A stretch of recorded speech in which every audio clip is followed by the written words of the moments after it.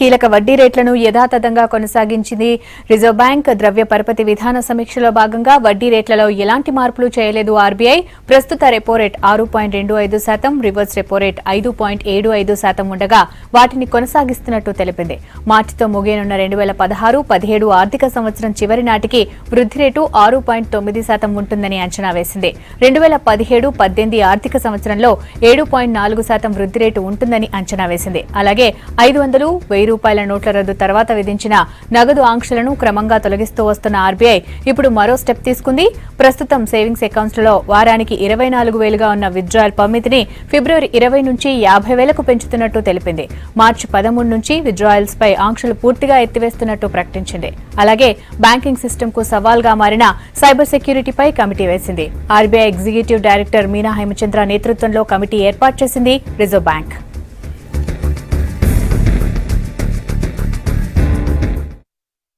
Clear assessment of the evolving macroeconomic configuration, at least in the short run, remains clouded by the transitory effects of demonetization. To elucidate, the CSO has stated categorically that it has used information for only the first 7 months of the year while making its advance estimates for 2016-17.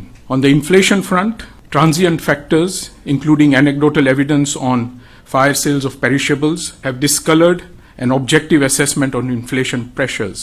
For example, if vegetables are excluded, CPI inflation would exceed the CSO's official print for the month of December, which was of 3.4%, by as much as 140 basis points.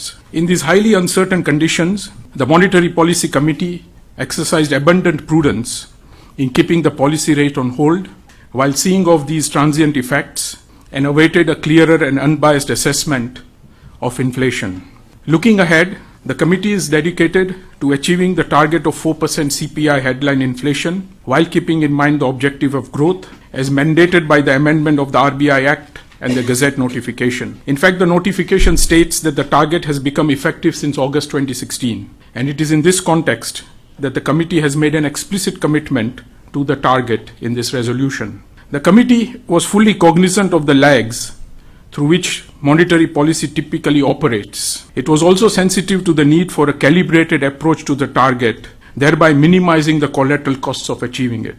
It decided to shift the stance of monetary policy from accommodative to neutral to give us sufficient flexibility to move in either direction, and to keep in its consideration a reasonable time horizon over which inflation needs to be brought closer to the target of 4% within the notified band.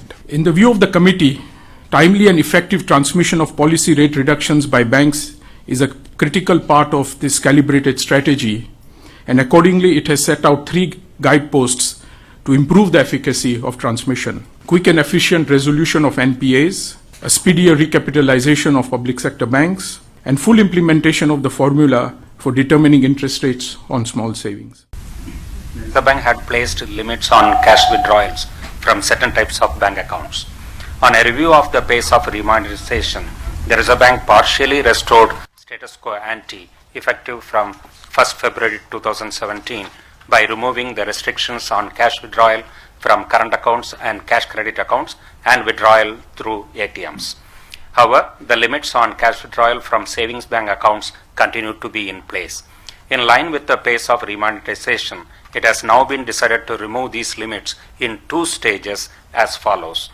Effective from 20th February 2017, the limits on cash withdrawals from the savings bank accounts will be enhanced to rupees 50,000 per week from the current limit of 24,000 rupees per week. Effective from 13th March 2017, there will be no limits prescribed by the Reserve Bank on cash withdrawals from savings bank accounts.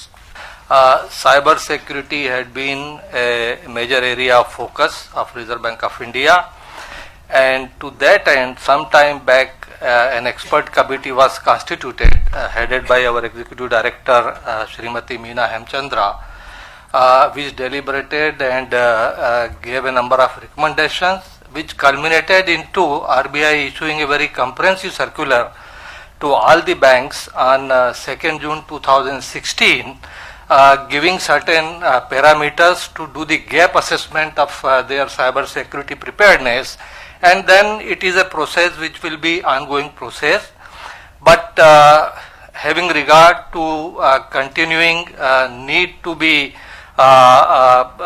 vigilant towards the cyber security areas in existing systems as well as the emerging threats, it has now been decided to constitute a standing committee on cyber security. It will be a cross-functional. It will also have the industry experts as well as the government representative,